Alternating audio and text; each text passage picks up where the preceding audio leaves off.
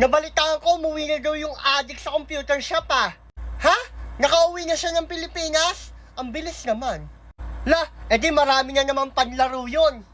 Marami na naman panlaro yun. Dati nandudukot lang yun sa nanay niya ng panglaro sa computer shop eh. Ay, new life, new me. Nakauwi na naman ako ng Pilipinas. Marami na naman akong panlaro. Ayoko na maglaro. Magbabagong buhay na ako. Nakabalik na nga yung addict sa computer shop, pero yung laway niya sa akin nandito pa din. Ay. La, bakit ban pa din ako dito?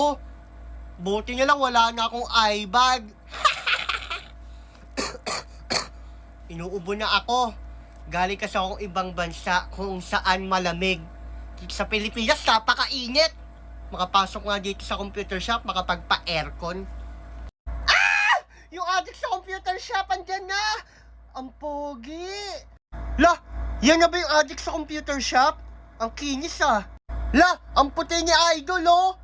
Idol! Pasalubong namin! Ah. Grabe ang asim!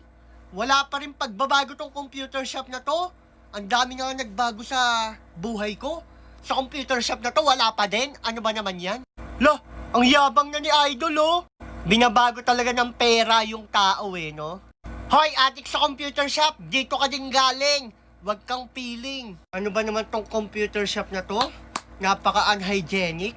Lo, yung asim nga ng tenga mo nandito pa din, eh. Ay, parang gusto kong bilhin na lang tong computer shop na to.